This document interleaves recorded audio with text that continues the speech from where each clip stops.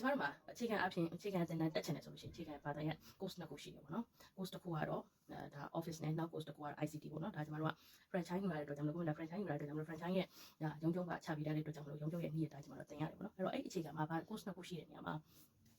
ICT ကိုလည်းတက်ကြတယ်လို့ရှိတယ်ပေါ့နော်အဲ့ ICT ကိုလည်းတက်တယ်ဟိုကလည်း office လည်းတက်ကြတယ်ပေါ့နော်အဲ့မဲ့မမရ ICT တက်တဲ့ကြောင်းသားပေါ့နော်အဲ့ဒီတစ်ခါဖြည့်တဲ့တစ်ခါမှာပေါ့ကျွန်တော်ကဆိုလို့ရှိရင်ပုံမှန်အားဖြင့်တော့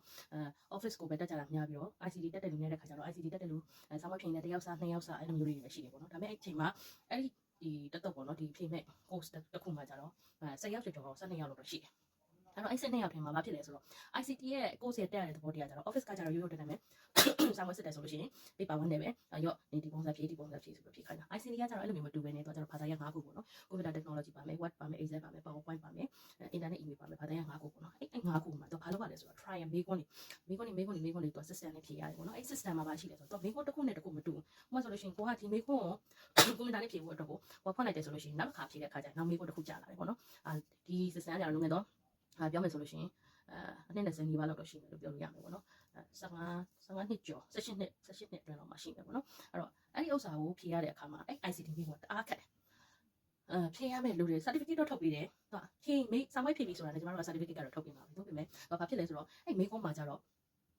အောင်ဖြေဖို့အတွက် credit ဖြစ်အောင်ဖြေဖို့အတွက်ကိုဘာသာရပ်တာ credit ဖြစ်အောင်ဖြေဖို့အတွက်ကို A+ ပေါ့နော် A+ ဖြစ်အောင်ဖြေဖို့အတွက်ကိုသူကအားနေတယ်ပေါ့နော်အဲ့မှာသူကဘာရှိလဲဆိုတော့ A+ ရှိမယ် A ရှိမယ် B ရှိမယ် C ရှိမယ် D ရှိမယ် E ရှိမယ်ပေါ့နော် ET ရှိမယ်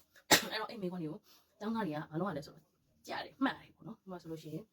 computer technology ဆိုလို့ရှိရင်ကျွန်တော်တို့ computer မှာဆို generation တစ်ခုရှိတော့ first generation ရှိမယ် second generation third generation fourth generation fifth generation ပေါ့နော် fifth generation မှာဆိုရင် artificial intelligence တခုရှိနေရောက်နေတဲ့ artificial intelligence ပေါ့နော်ပြီးရင် hardware လို့ခေါ်တဲ့နေရာမှာ hardware ကအစိတ်ပိုင်းကဖားနေတယ်ဥပမာဆိုရင်သူတို့ပြီးမယ် Microsoft က hardware အစိတ်ပိုင်းလားနောက်point လေ keyboard က hardware အစိတ်ပိုင်းလားအဲ့လိုမျိုးပေါ့နော်အဲ့လိုမျိုးကိုနေဖြေရမယ်ဥပမာဆိုလို့ရှိရင် Microsoft ရဲ့ဘာသာရပ်မှာဆိုလို့ရှိရင် copy ဆိုလို့ရှိရင်ဘာနဲ့လောက်တာလဲ shortcut key နဲ့ control C နဲ့လား control P နဲ့လား control E နဲ့လား control F နဲ့လားဆိုတော့သူတို့မေးခွန်းနေတယ်ပေါ့နော်အဲ့တော့အဲ့လိုမေးခွန်းတွေကိုသူတို့ကဘာဖြစ်ရလဲဆိုတော့ကျောင်းသားတွေကကြည့်ရတယ်ပေါ့နော်ကြည့်ရတဲ့အခါမှာဘာဖြစ်လဲဆိုတော့ကျောင်းသားတွေကတအားမှန်တယ်အဲ့မှာဆိုလို့ရှိရင်နေကအဆောင်နေပြီးတော့လာတက်တဲ့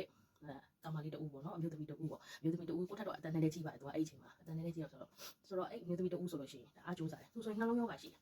်နှလုံးရောဂါရှိတယ်ဘာဖြစ်လဲဆိုတော့အဲ့ဆောင်မအောင်နေတဲ့အတွက်ကြောင့်လို့သူအရင်ကြိုးစားတယ်မနဲ့အစောကြီးကသူလာတယ်သူစားရီထိုင်ကိုလည်းစားရီမှတ်တယ် try မေးခွန်းတွေလေ့ကျင့်တယ်အာနေလေ့ကျင့်ပေါ့နော်ကိုကလည်းဆောင်းဝဲအောက်စေချင်တဲ့အတွက်ကြောင့်မလို့လေ့ကျင့်ခိုင်းတာပေါ့ပြီးရင်နောက်ထပ်ဘာတွေရှိမလဲဆိုတော့အခုဆိုလို့ရှိရင်တော့သူကအဲ့ကိုကြီးတယောက်ဆိုလို့ရှိရင် engineer ပေါ့နော်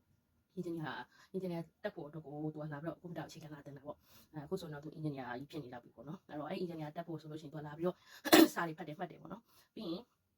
နည်းနည်းရုပ်ပြောင်းတဲ့လူတွေလည်းပါတယ်ပေါ့နော်ရုပ်ပြောင်းတဲ့လူတွေအဲ့တယောက်ဆိုလို့ရှိရင်ရုပ်ရမ်းပြောင်းတယ်ဒါပေမဲ့ तू ကိုယ်တိုင်ကအစားဘာဖြစ်လဲဆိုတော့အဲ့10ယောက်ထဲမှာ तू ပါတယ်10ယောက်စလုံးကလည်းဘာဖြစ်လဲဆိုတော့အကုန်လုံးကတက်ကြောစူးစမ်းတယ်ပေါ့နော်စူးစမ်းတဲ့အတွက်ကြောင့်မလို့အဲ့ရုပ်ပြောင်းလို့စားလိုက်မလုပ်တဲ့သူတော်မှာဘာဖြစ်လဲဆိုတော့အဲ့ ICT ကကျတော့ကျွန်တော်တို့စီမှာလည်း franchise မှာလည်းဖြေလို့မရတော့ရုံးထုတ်ကိုသွားပြီးဖြေရတယ်တင်ကြီးစီကိုသွားပြီးဖြေရတယ်အဲ့တင်ကြီးစီကိုသွားတယ်တင်ကြီးစီကိုသွားပြီးကျောင်းလိုက်နေကျွန်မလည်းအတူတူပေါ့နော်ဆောင်းဝဖြေမှန်းကြီးမှာအကုန်လုံးသွားကြတယ်ပေါ့သွားကြတဲ့အခါမှာဘာဖြစ်လဲဆိုတော့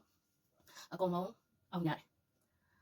ဟို E ပါတယ်လို့မရှိဘူးပေါ့နော်အနည်းဆုံးတော့ A တွေထွက်တယ် B ထွက်တဲ့လူတော်မှာရှားပါတယ် A နဲ့ A+ နဲ့အဲ့လိုမျိုးတွေပေါ့နော်အကောင်လုံးအောင်ကြတယ်အကောင်လုံး pass ဖြစ်ကြတယ်ပေါ့နော်ဒါကကျွန်မဘဝအတွက်ဘယ်လိုပြောမလဲဟိုပုံစံကိစ္စတစ်ခုဖြစ်ပါတယ်ပေါ့နော်ဒါဘာဖြစ်လို့ပုံစံကိစ္စလို့ပြောလို့ရလဲဆိုတော့ဘာဖြစ်လို့ဆိုတော့ ICT စာမေးပွဲကိုရုံးချုပ်မှာလာဖြေတဲ့ franchise တိုင်းမှာအဲ့လိုမျိုးပေါ့နော်ဟို credit ရပြီးတော့တကယ်ထူးထူးချွတ်ချွတ်အောင်မြင်တဲ့ကျောင်းသားတွေကရှားတယ်ပေါ့နော်အဲ့တော့ရှားတဲ့အဲ့ချိန်မှာရှားတယ်ပေါ့ရှားတဲ့အချိန်မှာကျွန်မကဘာဖြစ်လဲဆိုတော့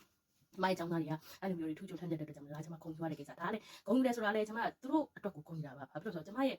စူးစမ်းအထောက်မှုကမရှိပါဘူးကျွန်မရဲ့စူးစမ်းအထောက်မှုကသူတို့ရဲ့100%ကျွန်တော်တို့20%လောက်ပဲရှိကျွန်တော်တို့ဘယ်လိုလုပ်ပါကျွန်တော်တို့ဗီနာထိန်းချောင်းလို့ပဲရတယ်တန်ရှိတော့80%ကသူတို့ကိုယ်တိုင်စူးစမ်းမှရတဲ့အတွက်ကြောင့်ဒါကျွန်မဘဝရဲ့ဒါဂုံယူရတဲ့ကိစ္စပေါ့နော်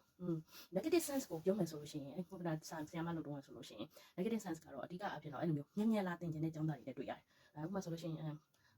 ပြောမယ်ဆိုလို့ရှိရင်နိုင်ငံခြားသွားတော့မှမဟုတ်လို့ဒီဘက်အတွင်းကို graphic design လာတင်ပေးပါဒီဘက်အတွင်း graphic design သင်လို့မရဘူးလားဆိုတော့သင်လို့တော့ရတာပေါ့နော်ဒါပေမဲ့အဲ့အချိန်မှာဘာဖြစ်လဲဆိုတော့နန်းသားလေးကိုနေကြတော့ကိုကကြတော့စာအခုမှစပြီးတော့သင်္ကန်းစာပဲရှိလို့ကြောင့်မလို့ဖြည်းဖြည်းချင်းပဲကိုတင်တတ်တယ်ဖြတ်ပြီးတော့ကိုကဘယ်လိုပြောမလဲပညာသားမဟုတ်သေးဘူးပေါ့နော်ဖြတ်ပြီးတော့ကိုမတင်တတ်သေးဘူးမတင်တတ်သေးတဲ့အတွက်ကြောင့်မလို့အဲ့ကျောင်းသားတွေနဲ့ကိုနဲ့စကားမျှရတယ်ရဲ့ဖြစ်ရတယ်ပေါ့နော်ပြီးရင်နောက်ထပ်ပါရှိသေးလဲဆိုတော့နေအဲ့လိုမျိုးပေါ့နော်စကားပြောရင်းဆိုရင်လည်းအဲ့လိုမျိုးတွေအဆင်မပြေတာအဲ့ဆရာမလည်းစမတင်ခြင်းဘူးလို့ဘာဘူးလို့များဘူးလို့ရှိခဲ့တယ်ပေါ့နော် negative sense ပေါ့နော်တခြားသောပြင်ပ negative sense ကဘာတွေရှိမလဲဆိုတော့နောက်ပိုင်းမှာဆက်ပြောပါမယ်